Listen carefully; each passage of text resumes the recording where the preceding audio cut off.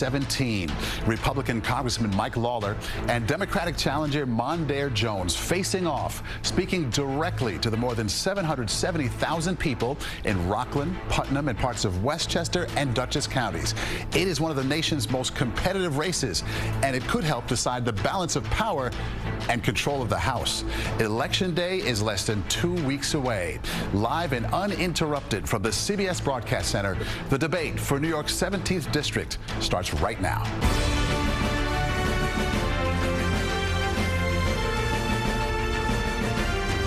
Good evening, and thank you for joining us on New York 55 and streaming on CBS New York. I'm Maurice Dubois. I am joined by political reporter Marcia Kramer. We want to thank the candidates for being here, Democrat Mondaire Jones and Republican Congressman Mike Lawler. And first here, we want to go over the rules for tonight.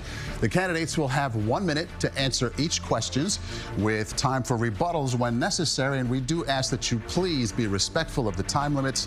And with that, let's get right to it. Mr. Lawler, we're going to start with you here.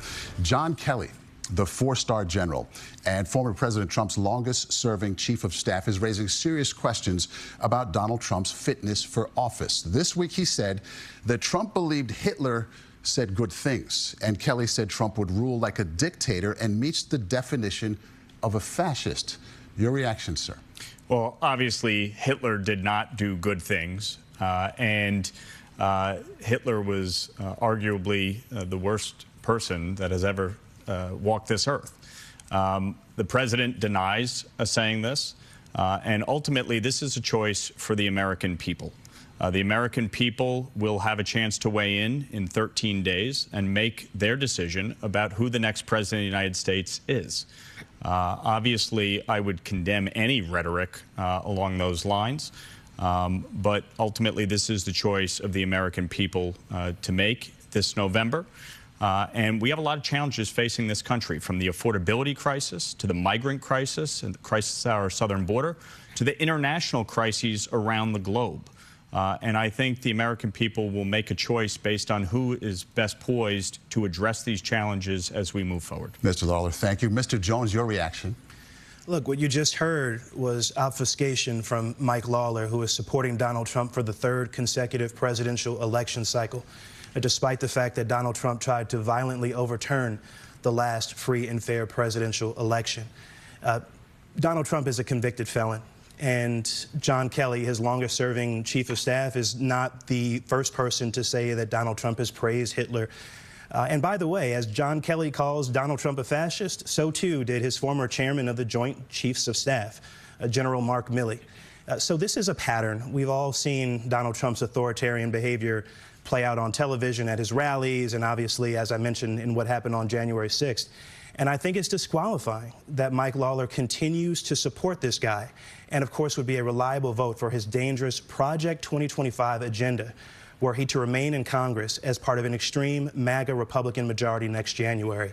We have to make the right choice in the 17th Congressional District. That starts with flipping this House seat.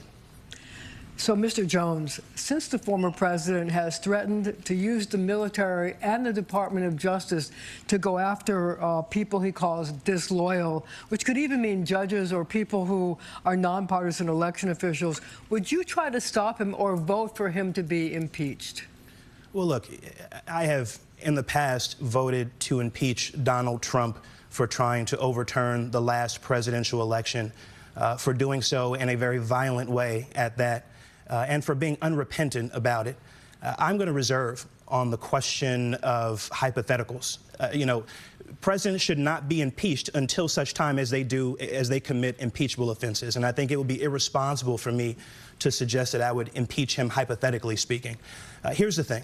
We have to make sure that Donald Trump's dangerous Project 2025 agenda, a national abortion ban, cuts to Social Security and Medicare, the elimination of the Department of Education, which, among other things, investigates acts of anti-Semitism on college campuses.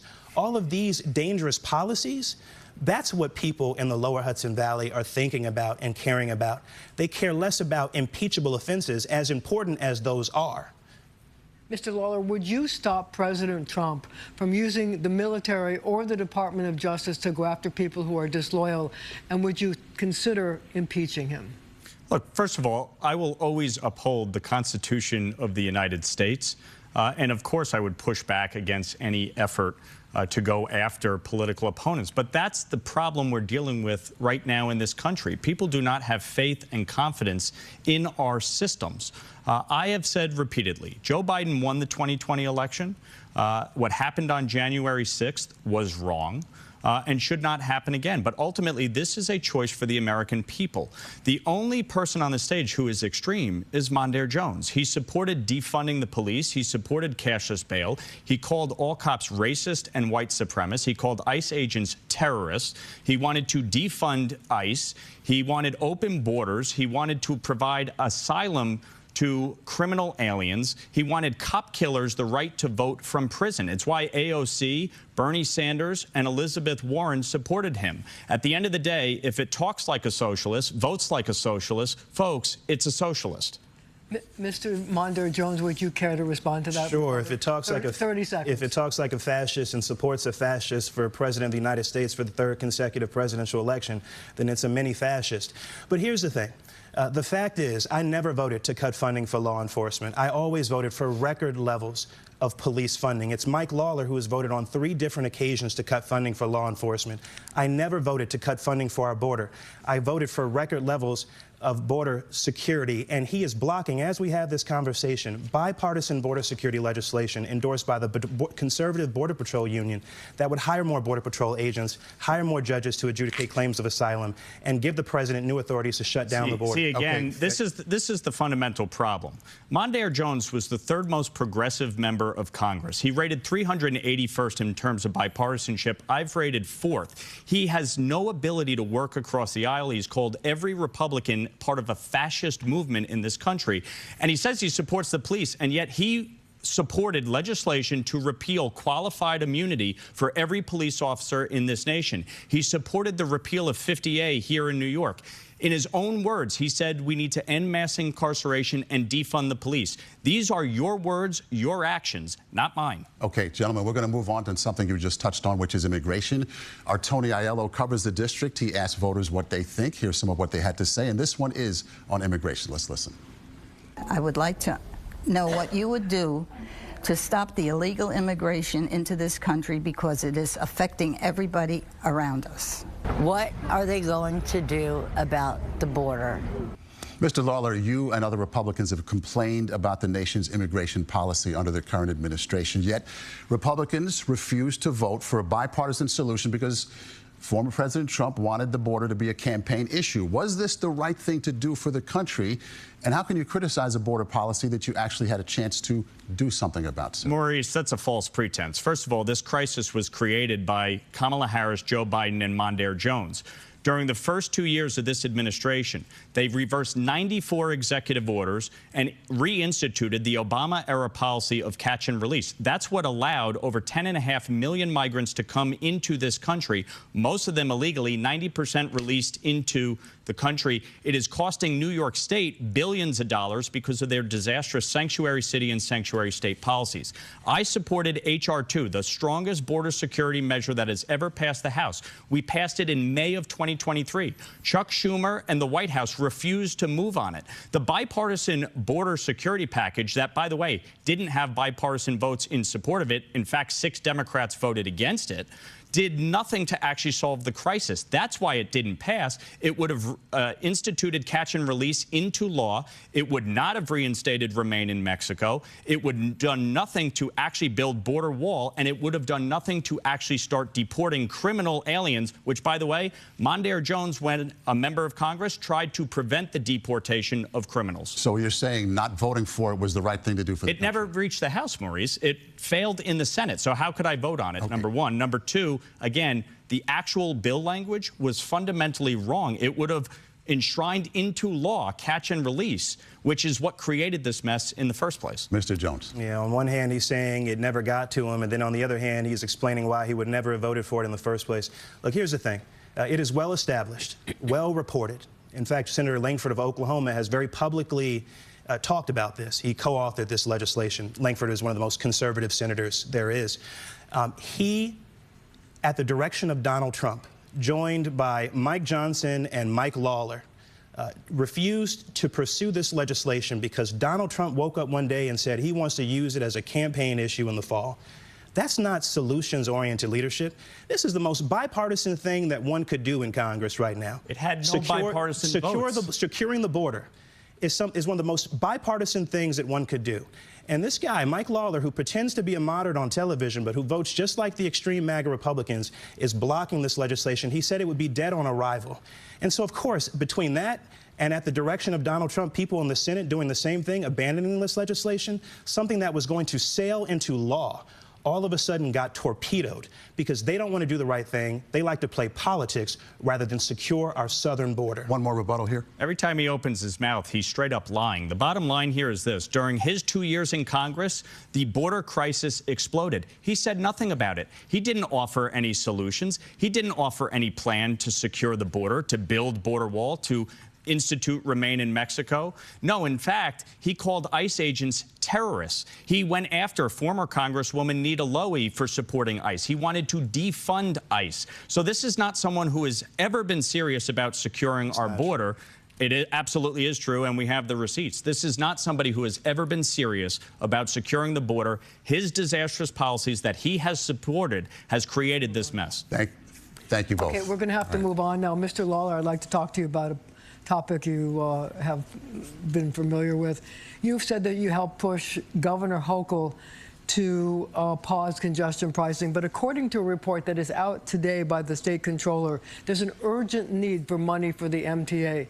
The controller said that the MTA is going to have a deficit of about $600 million over the next few years. I'm wondering, would you lead a fight in Washington to secure federal funds for the MTA to try to help them out of their problems? Yes, of course, but it requires better management of the MTA. It is the most bloated, mismanaged authority in the entire country. Everybody there should be fired at the very top. The bottom line is this. Congestion pricing is nothing more than a money grab. It is a scam. Marcia, it is a scam. But here's the question. If President Trump, but if President Trump was, if Trump was president, would you have difficulty getting any federal money for the MTA because there seems to be a lack of affection for the MTA on the part of former President Trump? No, look, the bottom line here is congestion pricing is a scam. It is nothing more than a money grab that the MTA put in place to try and raise $1 billion of revenue so that it could borrow $15 billion to run its mismanaged operations. You know what they could start with to get funds? Actually enforcing the fare. They lose $700 million a year to fare jumpers who refuse to pay to ride the subway system. Yes, I would fight to get more funds, but there needs to be better management, and New York State needs to actually enforce the law and ensure that those that ride the MTA actually pay to ride it. Mr. Jones, would you lead a fight in Washington for more money for the MTA? Of course I would lead a fight in Washington for more money for the MTA, even as my opponent has already gone on the record voting against transportation funding. Here's the thing.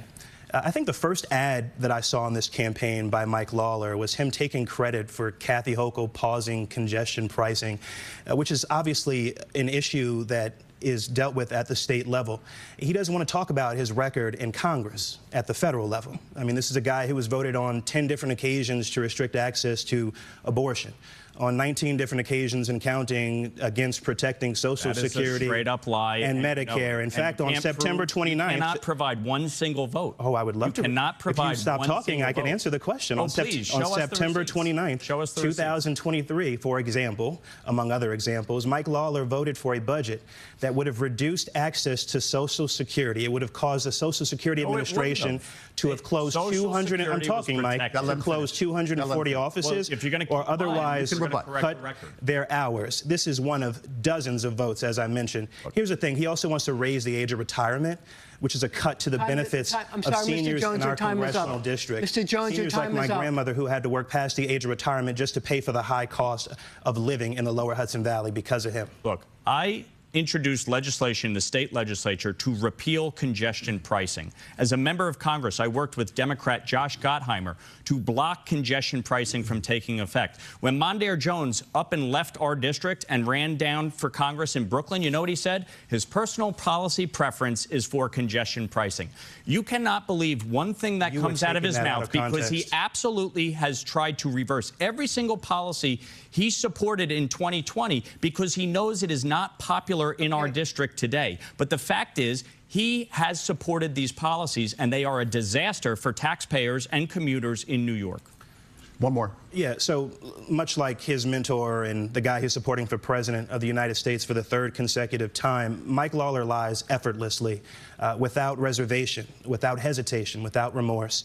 Even the clip that he points to as evidence of my support for unfettered congestion pricing is taken out of context, because in that same debate, if he were to air that portion of it, you would see that I call for an exemption for the lower Hudson Valley, which is a community that meets my threshold of lacking adequate public transportation. I grew up in Rockland County. I know what it's like not to have a one-seat ride. I'm sorry, when you were running for Congress in Brooklyn, you called for an exemption for the lower Hudson Valley? You're melting down right now, interrupting me. Gentlemen, we're going to move on. You're out of time, sir. Thank you. Another question here from someone who lives in the district. Let's listen. I'm really concerned about the misinformation that's going around about Proposition 1. It's about people's equal rights and protecting their rights. So Proposition 1, it's on the New York State ballot. It's also known as the Equal Rights Amendment. It's going to enshrine the right to abortion in the New York Constitution. As a New York resident, will you vote for it, Mr. Jones? I absolutely will vote for Proposition 1, because we need to do what we can here in the state of New York to enshrine protections for women's basic freedom to make their own health care decisions. You know, since Mike Lawler and Donald Trump got their way and the right to an abortion was overturned after being constitutionally recognized for 50 years, we have seen abortion bans in nearly half the states in America go into place. And this isn't something that just happens outside of the state of New York. You know, speak to Beth in Nyack, who has to cross off the names of colleges and universities on a list of where her daughter can even apply to college based on whether those states have an abortion ban. Mike Lawler is rabidly anti-choice. He always votes to restrict access to abortion. He's done it on at least 10 different occasions and counting. He told the Journal News, our flagship publication, that he'd like to see nearly all abortions in New York eliminated. And he would absolutely be a reliable vote for a national abortion ban. He is sincerely extreme on this subject, and he has disdain for women and their ability to make their own health care decisions. The only one who has disdain for women is you. You called the first female governor of the state of New York the same word as what is referred to as a female dog. So don't lecture anybody about respect for women. You're a disgrace. The bottom line here is this. Proposition 1 is way more expansive than the issue of abortion. Abortion rights are codified into law in New York. They are not changing. I am not seeking to change them. I've been very clear. I will not support a federal ban on abortion at any point. So he continues to lie. The Wall Street Journal called it flat out false. Oh, with the editorial board of the Wall Street Journal says it must be true, right? Proposition, well, it is. And if you actually read the Wall Street Journal, maybe you'd understand economics. This proposition goes well beyond the issue of abortion. It would take away parental rights. It would allow non-citizens the ability to vote and provide them with certain rights and benefits in this state, which, as we've seen in New York, is a complete disaster as the state spends billions of dollars on illegal immigrants. And it would allow boys, biological boys, to play in girls' sports. Period. Thank you. It is wrong, and I will not support it. Thank you, Jeff. We're going to move on here. Mr. Lawler, the day after Israel killed Yahya Sinwar, the man who plotted that attack on October 7th that included Americans taken hostage, you introduced a bill that would deny American aid to nations that take Americans hostage or otherwise detain them. Could this make it more difficult to end the war in Gaza? Because clearly American aid would be part of the peace package for the Palestinians. Well, first of all, let's be clear. Hamas is who is responsible for this situation in Gaza. Hamas is a terrorist organization that killed innocent Israelis and Americans on October 7th. They took hundreds of Israelis and Americans hostage. There are still 7 Americans remaining hostage, 4 presumed living, 3 deceased. The fastest way for a ceasefire to occur, the fastest way for this conflict to come to an end, is for Hamas to surrender and release the hostages. If they are holding our American citizens hostage, why would we ever provide American taxpayer money to provide relief? If and until they release our hostages, we're not doing that, and we shouldn't. I have been a staunch supporter of Israel. I have been staunch in my defense of them, passing legislation, including the Special Envoy for the Abraham Accords, to ensure that Arab-majority nations normalize relations with Israel. Then and only then can there be peace in the Middle East. But so long as other nations funded by Iran want to destroy the state of Israel, then it is very difficult to actually get the peace that you are talking about. Thank you. Mr. Jones. October 7th was the worst assault on the Jewish people since the Holocaust. I continue in my record of strongly defending Israel's right to exist and to defend itself against terror threats, whether they emanate from Hamas, a terrorist organization that must be defeated and that still has over 100 hostages, including American hostages, or Hezbollah. Look, Sinwar had to be eliminated. This is a terrorist organization that we're talking about when we talk about Hezbollah. And in Congress, I was proud to have a record of voting for every single appropriations bill containing security assistance and other aid to Israel, including standalone supplemental appropriations bills for the purpose of replenishing Iron Dome. I've been to an Iron Dome facility myself in Sderot on the border of Gaza. I understand how critically important that program is. We have to continue to stand with Israel, while, of course, making sure that we minimize the loss of innocent lives in Gaza and finally get to a place where once Hamas is defeated, we arrive at a 2-state solution that allows both Israelis and Palestinians to live in dignity. Thank you, Mr. Jones. Do you support your supporters, the SEIU's plea for an arms embargo against Israel? Do you support that? I absolutely do not support. So you support, reject that? I absolutely Would you denounce their statement right now? Can I answer your question? Would you denounce their statement? Congressman, can I answer your question? I asked you a question. Are you grandstanding? Are you going to keep interrupting me? Because it's actually a fairly simple question. You voted 4 times you voted 4 times against Iron Dome. So we can move on, please. You voted 4 times against Iron Dome. His consultants are telling him to talk over me for the sake of scoring cheap and fraudulent political points. You voted 4 times against Iron Dome, and your supporters not true, and it's actually one of the more despicable lies that you. Guys, we're going to move on. We're going to have to move on. We're going to move on. Gentlemen. Including the SEIU. Will you denounce the SEIU? We're going to move on. Gentlemen, we're going to move on. One of the more despicable lies that you've heard in this campaign.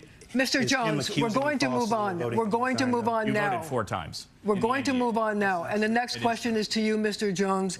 In an early position paper, you favored a 2-state solution, a return to pre-1967 borders, which could affect Israeli settlements. You also called for Jerusalem to be the capital of both Israel and the Palestinian state. Do you still believe that? And what's your solution to the Mideast crisis? You have a minute, and let's try to stay to the minute. Yeah, no, I appreciate it. Listen, I stand with Israelis and Palestinians who want to see a lasting peace and security in the region. That includes a 2-state solution. Part of that has to involve some kind of land swap. That is negotiated in the form of diplomacy, but you know what can't happen? So are you saying that some of the settlements are going to have to be dismantled? In the West Bank? Yes. Settlement expansion under Bibi Netanyahu has been inappropriate. Yes, if that's the question that's being asked of me. Well, the question is, but you previously said 1967. Is that what you want to go back to, before 1967? Listen, there has to be a negotiated agreement between Israelis and Palestinians that arrives at a 2-state solution, one that allows Israelis to live in peace and in security and the right to their own Jewish homeland, and Palestinians to live in dignity. And is that the pre-1967 borders? Look, that's going to be subject to negotiation between Israelis and Palestinians. There is a role for the United States to play. Mr. Lawler? I'm baffled, truly. You just said you are a staunch supporter of Israel, and yet you are calling for a negotiated settlement and land swaps? Are you out of your mind? Look, how do you think you arrive? The bottom line here is Iran, the greatest state sponsor of terror. Well, the two-state solution starts with Arab majority nations recognizing Israel's right to exist and normalizing relations. I agree. Iran is the greatest state sponsor of terror. They continue to fund Hamas, Hezbollah, the Houthis, the Palestinian Authority. You were telling me things I know. Yeah, that's great, but clearly you don't understand it. No. The Palestinian Authority, continues to do pay to slay. They pay Palestinians to go kill Jews. And you're talking about land swaps and that Israel needs to acquiesce to go back to 1967 That is not what lines? I'm saying. Yes, it is. It's not what I'm saying. Yes, it is. Can I rebut this? We have rebuttal, and we're going to move on right after this. I so appreciate this. You only have 30 seconds. This is where he mischaracterizes my record, tells me things that I already know, even as he understands I've been a staunch supporter of Israel's right to exist and to defend itself. How do you think you arrive at a two-state solution if not some kind of negotiated agreement between Palestinians and Israelis? Nothing about that undermines the safety and security of the Jewish people in Israel. And he is mischaracterizing my record and my statements. The only way for a two-state solution to work is for Arab majority nations to normalize relations with Israel, starting with Saudi Arabia. Then and only then can there be a two-state solution. But you're talking about land swaps and going back to pre-1967 lines. Everybody just watched this. Your entire argument that you support Israel just blew up in your face. No, it didn't. Gentlemen, we have to move on. Maurice? All right, guys. Thank you. Mr. Lawler, when it comes to the photo of you wearing dark makeup to look like Michael Jackson, you've defended yourself by saying you're a big fan of his, and you meant it as a tribute. Are you telling us that in 2006, you had no idea that blackface has a long history as a symbol of hate?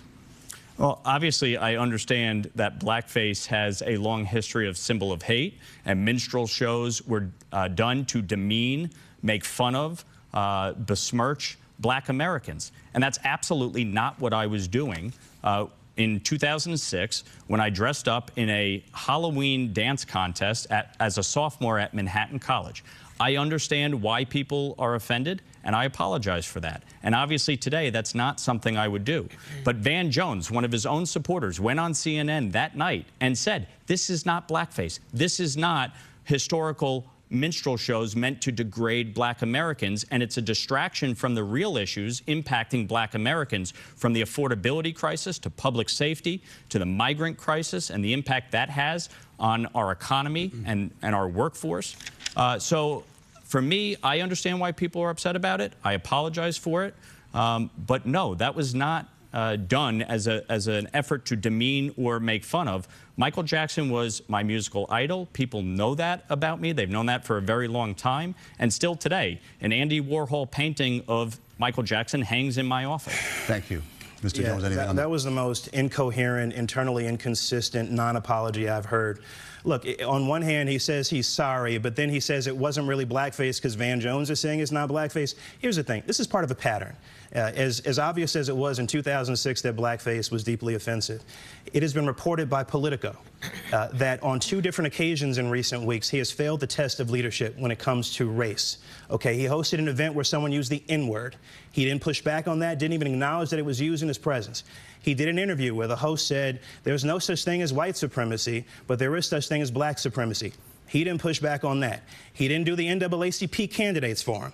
One of the things that the Spring Valley and Nyack branches of the NAACP have criticized as being an aberration among any candidate running for Congress of the past several decades.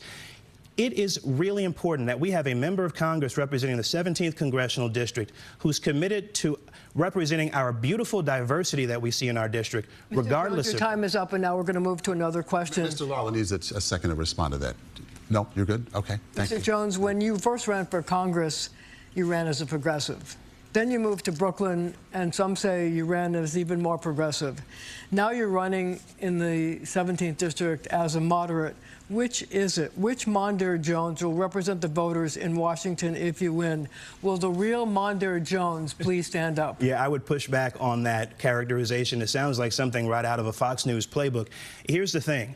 When redistricting resulted in a disastrous process that impacted the 17th Congressional District, I was proud to continue to run as my authentic self. Marcia, can I answer your question? But you're changing your positions. Oh, what positions have I changed? Marcia, I agree. He hasn't changed his positions. He still is that same radical socialist. Marcia, you know, he falsely accuses me of wanting to defund the police, but when I was in Congress, I voted for record levels of police funding and never, not once, voted to reduce law enforcement funding. He tries to, in the 11th hour, suggest that somehow my support for Israel is not the ironclad support that has existed throughout my tenure in Congress and my existence in public life. And yet, when I first ran for Congress in 2020, I was pro-Israel. So what are these changes that people are saying occurred after my time in Congress? I always stood up for law enforcement. I voted for record levels of border security. This is the guy blocking the border security legislation. I would just ask that members of the press bring more nuance to this conversation. Mr. Lawler, okay. I agree with Mondaire Jones. He hasn't changed his positions. He still supports defunding the police. He still supports cashless bail. He called himself a socialist. That's not true. He voted to increase spending by $5 trillion. He was endorsed by AOC, Elizabeth Warren, Bernie Sanders. He supported Bernie Sanders over Joe Biden in the 2020 presidential primary. That's not true either. Yes, it is. I never endorsed that. Joe Biden wasn't progressive enough. I never endorsed. At the end of the day, Mondaire Jones is a radical. He called all cops racist and white supremacists. He called ICE agents terrorists. Okay, he wanted to allow cop killers and rapists the right to vote from prison. Gentlemen, we're going to have to move on. Bottom line is, I agree with Mondaire Jones. He has not changed his positions at all. And in fact, last week in an interview with Brian Lawler, he said, "Show me any position I've changed." I agree. You haven't. In Congress, I was a pragmatist, and I stood up to the extremes, whether it was my support for law enforcement, my support for border security, including record levels of appropriations money to secure our border, and any of the other nonsense that he is talking about, including things that he's taking out of context from before I was ever elected to Congress in the first place. I never called all cops racist. Yes, you did. I never called ICE agents terrorists. Yes, you did. But here's the thing. You're gonna hear lies from him throughout the evening, as I mentioned earlier. He lies just like his mentor, Donald Trump. And he's doing it to hold on to power so that he's in place next January to vote for Donald Trump's dangerous Project 2025 agenda. Mr. Jones, I wanted to go to, we've heard from voters about concerns regarding the economy and specifically about Social Security and Medicare. Let's listen to what they had to say. How would Congress be able to help with housing affordability within New York State? Now, Mr. Jones, since Social Security and Medicare are scheduled to run out of money in 2036, and since the money coming in from payroll and other taxes would only produce about 77% of the funds that would be needed, what should we do? Should we cut benefits by 23%? No. Should we raise more taxes? Should we change the retirement age? What would be your solution for making sure that people get Medicaid, or would you want to end it altogether? I mean, Social Security and Medicaid. Seniors deserve to retire in dignity. Lower Hudson Valley residents are wondering whether they're going to be able to retire with benefits that they earned into a Social Security trust, for example, that they spent their lives paying into. So what should be the solution to save it? I'm answering. I get 1 minute, don't I? You do. Okay. And so my record and my position in this race is that of asking people like Jeff Bezos and Elon Musk, my opponent's biggest backer in this congressional race, to pay more, to pay their fair share in taxes so that American seniors can retire in dignity. My opponent has an abysmal record on this. My opponent, Mike Lawler, supports raising the age of retirement. That's a cut to hard-earned benefits for people in the lower Hudson Valley. It is despicable, and it shows how out of touch he is. And it's why I say you can't keep him in Congress, because with Mike Johnson at the helm, the speaker he said he proudly voted for, who has said he wants cuts to Social Security and Medicare, and Donald Trump poised to return to the White House, you are going to see those cuts that Mike Lawler supports, including raising the age of retirement. That would be devastating for us. Mr. Lawler, how about you? What's your solution for saving Social Security and Medicare? First of all, there have been 0 votes in this Congress to cut Social Security and Medicare, and in fact, the opposite. At every turn, we have protected Social Security and Medicare from any cuts. But you know what the biggest cut facing Social Security is? But Mr. Lawler, excuse me, the cost of inflation.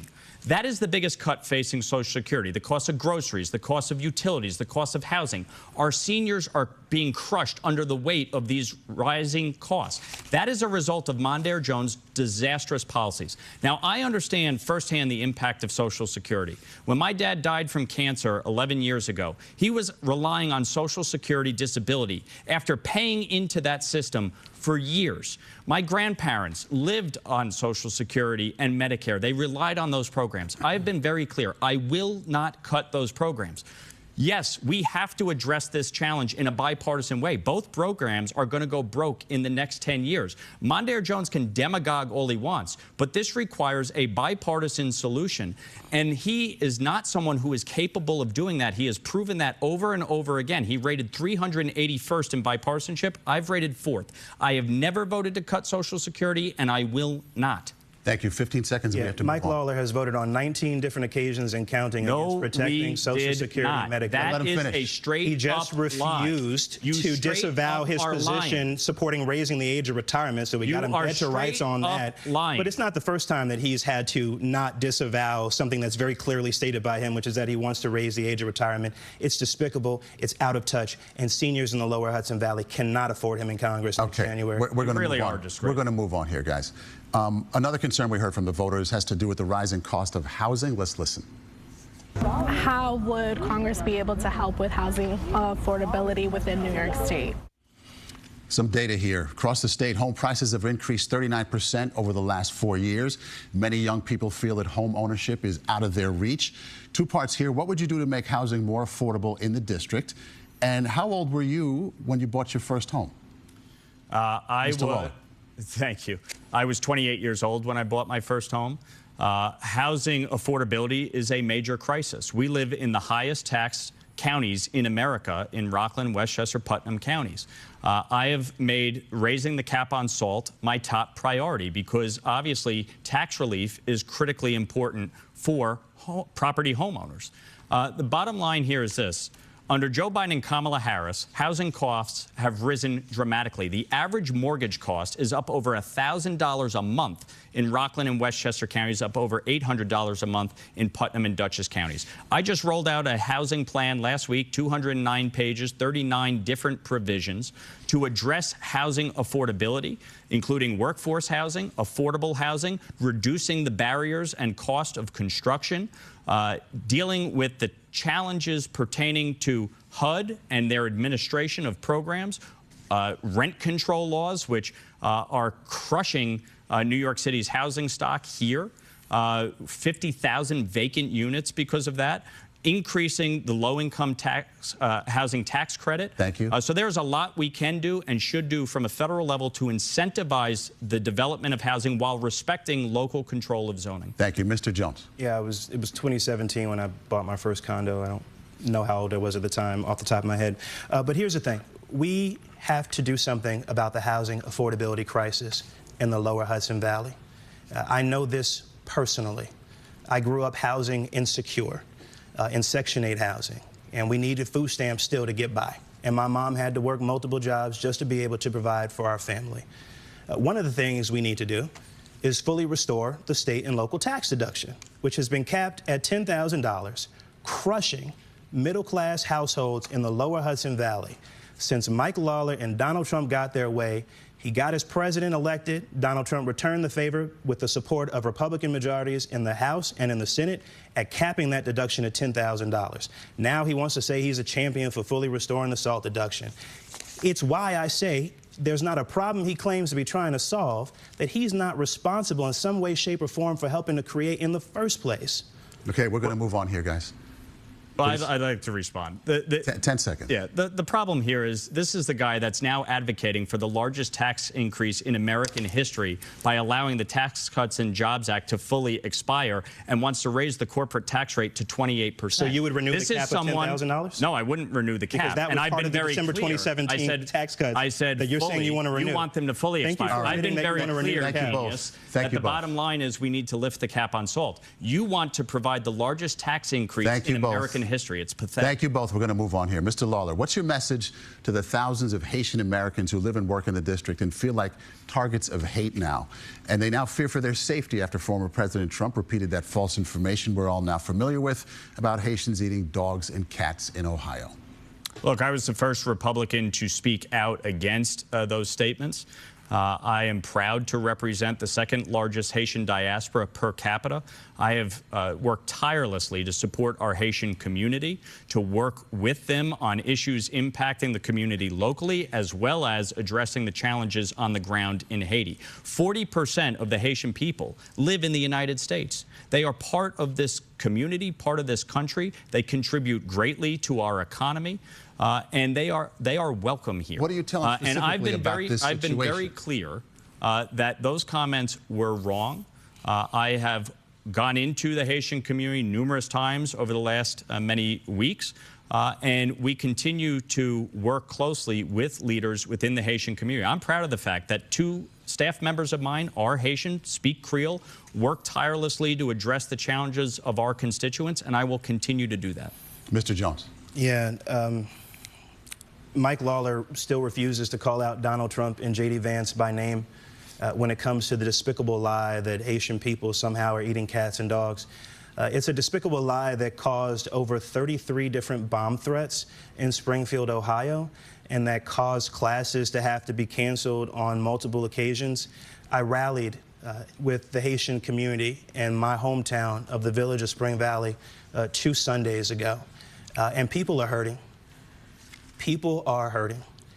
I mean, for Donald Trump and J.D. Vance to put a target on their backs, and for their member of Congress to be so cowardly, to be so afraid of Donald Trump, as he always has been, to call him out by name, and instead say that everyone just needs to tone down the rhetoric, as though the rhetoric isn't coming from Donald Trump, J.D. Vance, and other Republican leaders, is not only dishonest, it's despicable and it's disqualifying. And it's yet another piece of evidence that he should not be in Congress next January. Mr. Jones, let's move on. Do you think we should change the labor laws so that migrants have a faster route to getting work papers? Last year, for example, Governor Hochul said the state identified more than 18,000 job openings with nearly 400 employers willing to hire migrants.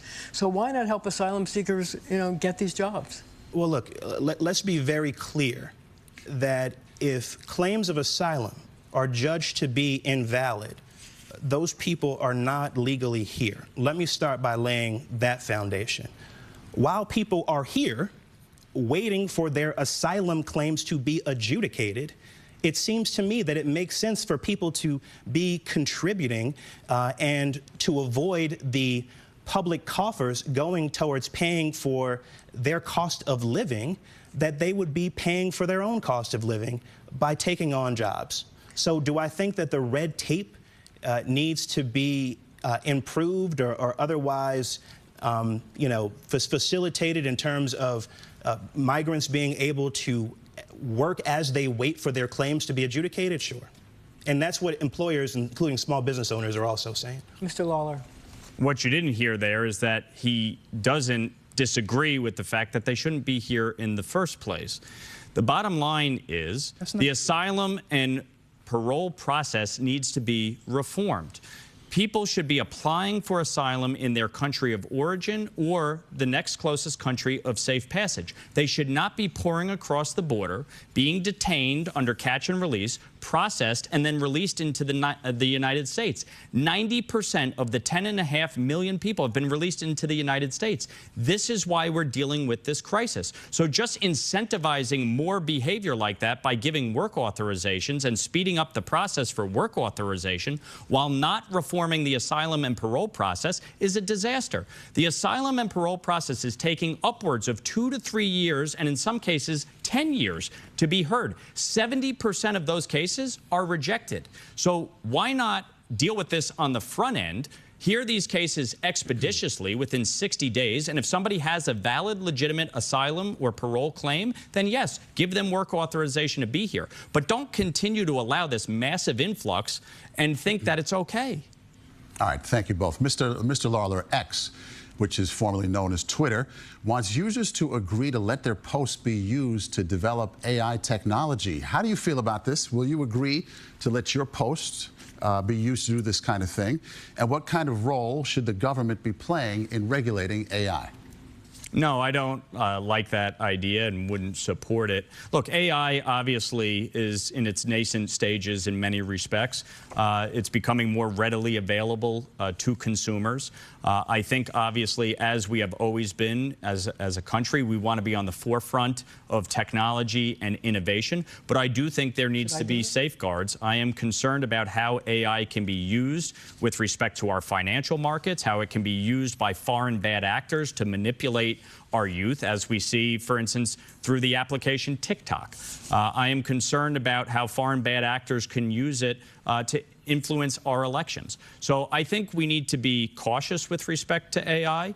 I think, obviously, we want to be at the forefront of AI, of quantum computing, but there does need to be safeguards, and I think we need to be very careful about using individual data to create algorithms. Thank you. Mr. Jones. Yeah, look, you can't trust what he says on this because he's getting most of his money from Elon Musk when it comes to Republican super PAC expenditures by an individual. Here's the thing. When I was in Congress on the Antitrust Committee, I found myself oftentimes on the side of Republicans standing up to the largest tech companies in America. We're talking Facebook, Google, and Amazon. And it put me at odds sometimes with my Silicon Valley Democratic colleagues. This is the kind of bipartisanship that has been a hallmark of my tenure in Congress. It's why I was proud to help pass the bipartisan infrastructure bill into law, to help pass the bipartisan Safer Communities Act. The CHIPS and Science Act I helped pass into law was done on a bipartisan basis. So, too, was the Respect for Marriage Act. You'll never hear him talk about this because he lies and says that he's more bipartisan than me. Let me tell you something. I can actually point to things I've delivered for the Lower Hudson Valley. He'll sign on to a bill that never becomes law. But the fact is, I should not be judged negatively because of my success in capping the cost of insulin and other prescription drugs for seniors just because not a single Republican voted for it. I'm sorry. I've passed 10 bills through the House, 5 of which were signed into law by President Biden. You passed 1 bill to rename a post office. Give me a break, dude. Okay. You have continually lied. I think no one is at risk of believing that you have been part of a productive Congress. No one is at risk of you believing that you have been part of a productive Congress. In fact, it's been the least productive Congress since the Civil War. Actually, we reined in federal spending by $2.1 trillion and capping federal spending by 1% going forward to clean up the very mess that you created. Member of Congress from and the 17th why I'm the most unaccomplished. We're going to move on. Thank you both. It's pretty Thank sad. you both. Your only accomplishment our is next renaming one, a post office. Our next one here has to do with lithium-ion battery storage farms. They are a big part of New York's green energy goals, as you know. Homeowners near a proposed facility in your district are concerned about their property values as well as safety and fires and so forth. In Congress, how will you balance the urgent need to fight climate change while respecting the rights and concerns of homeowners who live there? Look, I believe climate change is real. My grandfather was one of the foremost experts on cleaning up the Hudson River as an environmental engineer. I have supported I've supported multiple pieces of legislation, including the Environmental Bond Act, to provide billions of dollars in clean energy projects. I have pushed back against barges up the Hudson, pushed back against the discharge of toxic wastewater into the Hudson River. The problem here is we do not have a coherent energy policy in New York. When you shut down Indian Point, when you block Dan Scammer, the natural gas power plant, and you're requiring people to go on to increase the usage of electricity and all new hookups be electric vehicles mandated. It creates a increased demand on electricity, and so they need battery storage. The problem is they're trying to site a battery storage plant in Somers on the border with Mahopac. The residents are opposed to it. The towns are opposed to it. I'm opposed to it. That is not how you go about addressing the energy crisis facing this state. We have a real challenge here where our energy costs, our utility costs have skyrocketed because of the reckless policies we have seen here in New York. Did you suggest you wanted Indian Point to be reopened?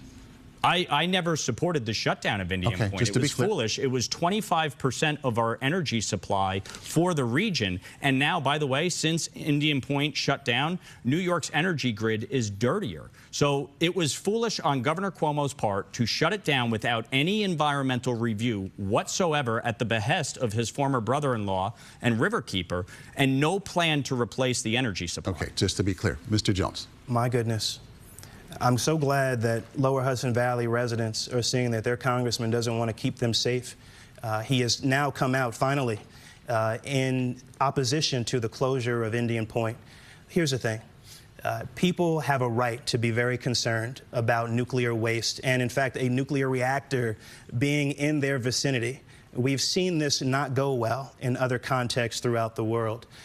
I'm proud, and when I was in Congress, to have helped pass the Inflation Reduction Act, the largest investment in clean, renewable energy than any nation has ever taken in the history of the world. It's going to create millions of good-paying, oftentimes union jobs over the next decade, and it is going to lower the cost of energy. We need to do transitioning to clean, renewable energy in a thoughtful way, in a smart way, in a way that minimizes disruption and any kind of cost increases, and that is a principle that I've always been guided by. Even Tom DiNapoli, the Democratic controller, is saying the CLCPA is nowhere near meeting the goals. The bottom line here is that the energy policies that have been put in place here in New York State have jacked up the cost of energy. Go look at your utility bills today. It costs more today because we are not producing enough energy. I support renewables, but solar and wind alone are not going to do it. Nuclear power is the cleanest form of power. Natural gas is critical. You talk about good-paying union jobs. Blocking natural gas power plants and killing pipelines actually kills union jobs, and that's why those unions support me. Thank you. 15 seconds if you need it. Yeah, I'm proud to be supported by New York's largest labor unions. I'm not sure why he thinks he can lie about that without it being demonstrably false. But here's the thing. There is a real choice between the two of us. And people in the Lower Hudson Valley are going to get a decision to decide whether we're going to go in the direction of a Democratic Congress that's going to build on the success of combating climate change. Mr. Jones, thank you. Thank you. Or a Republican Congress that doesn't believe in climate change. You get the next question.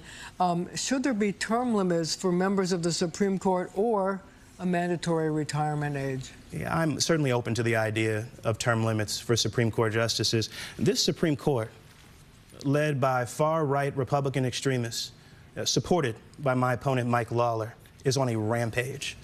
Whether it is the Dobbs decision that took away the fundamental right of women to make their own reproductive health care decisions, or decisions that whittle away at LGBTQ+ rights, returning LGBTQ+ individuals like myself to effective second-class citizenship when you look at the decisions allowing companies to discriminate, to deny services to people based on who they love or how they identify. How can you reach any other conclusion than that this Supreme Court has to be regulated and reformed? There's not even a binding code of ethics for the Supreme Court of the United States. And we are going to see, if Donald Trump becomes president of the United States, a man who Mike Lawler supports for the third consecutive time, even more far-right extreme justices added to the Supreme Court. We have to do what we can to restore women's reproductive freedom under federal law, as well as other much-needed reforms, including the Equality Act to protect the LGBTQ+ community. Mr. Lawler, Supreme Court, should there be term limits? Should there be a mandatory retirement age? No, I don't support that, and I also don't support what Mondaire Jones does, which is expanding the court. He wants to radicalize the court and bend it to his will. He wants to appoint more Supreme Court justices because he doesn't like the current makeup of the Supreme Court. What that will lead to is a tit for tat. Every time control of Congress changes, we will be expanding the court going forward. That would be a disaster for our court system. It would politicize the court system far beyond whatever he is concerned about at this moment. At the end of the day, if we want to address laws in this country, that is why we have Congress. We have three co-equal branches of government. Congress passes the laws, the president signs it and enforces it. The Supreme Court determines whether or not it is constitutional. Mondaire Jones wants to upend that. Mondaire Jones wants to upend that and expand the court. He wants to eliminate the filibuster in the Senate. So for somebody who talks about upholding democracy, he does not believe in our democracy. At the red light. I think your time is up. Mr. Jones, 15-second rebuttal. Look, did you see the way he just described my concern for the fact that women's reproductive freedom has been taken away? He said whatever it is Mondaire is concerned about, the disdain that he carries the disdain that is what that you he are carries looking with to him do. You want to expand every the time Supreme he votes Court. to restrict Please let him access to women's reproductive freedom is despicable. Okay. You can have your personal beliefs, but don't foist those onto other people. Let women make their own reproductive health care decisions. Gentlemen, That's rich, thank you. We're going to move on to our final segment here. We've covered a lot of ground. This last bit is called In One Word. We're trying to get answers here in one word, maybe two max, all right? Let's start with you, Mr. Jones. Would you ever vote for a candidate from the other party? Yes. Mr. Lawler? Yes. But who? Do you have a person that you could support? For president or any office? Any office. I've supported Lou Falco, our Rockland County Sheriff.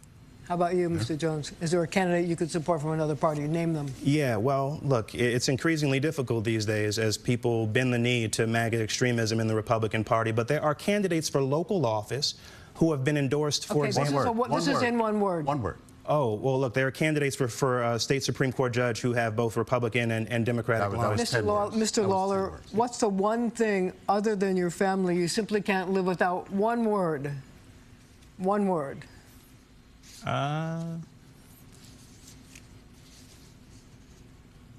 Music. Mr. Jones, what's the one thing you can't live without other than your family? Other than my family. I do like movies. All right. Our team did some digging, and they found your senior graduation pictures. Mr. Jones, I'm going to put this picture up right there.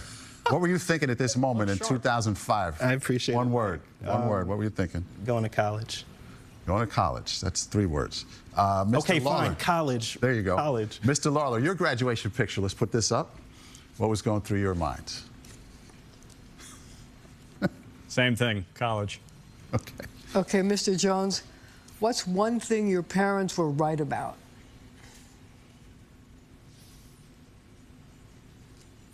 Parents were right about a lot of things. Well, pick one. They would say things like, "You'll understand when you're older." I think the responsibility that one has to give back. Mr. Lawler, what's one thing your parents were right about? The very last thing my dad said to me before he died was, "To whom much is given, much is required." He was right about that, and it's something I cherish and carry with me every day in public office. Mr. Lawler, what's one thing that your parents were wrong about? Good question. They were right about a lot, honestly. I had really good parents. Love you, Mom. Mr. Jones, what's one thing your parents were wrong about? When I was in high school, my parents didn't know I was gay. Okay. Mr. Jones, what's your social media of choice? Instagram. Mr. Lawler? X. Okay. Mr. Lawler, would you ride in a self-driving taxi with no driver? No. No. Mr. Jones, do you have a secret skill or talent? I sing a little bit. Mr. Lawler? Well, as everybody now knows, I can moonwalk. Okay. Okay, so last but not least, Mr. Lawler, do aliens exist? No. Mr. Jones, do aliens exist? No. All right. I wanted to hear you sing, but I don't think we have time, sir. Thank you. You got to pay for that. That is all the time we have. I'll moonwalk afterward. We want to thank both your candidates for a really spirited and thorough debate. As a reminder, everyone, early voting in New York begins this Saturday, October 26th, and ends on November the 3rd. Election day itself, November the 5th. That's a Tuesday. The polls are open from 6 a.m. to 9 p.m. You can find more information and our voter guide online at cbsnewyork.com. Thank you again, the candidates. Thank you so much for joining us at home. For Marsha Kramer and everybody here at CBS New York, I'm Maurice Dubois. We'll see you again tonight on the news at 11 o'clock. Have a good night.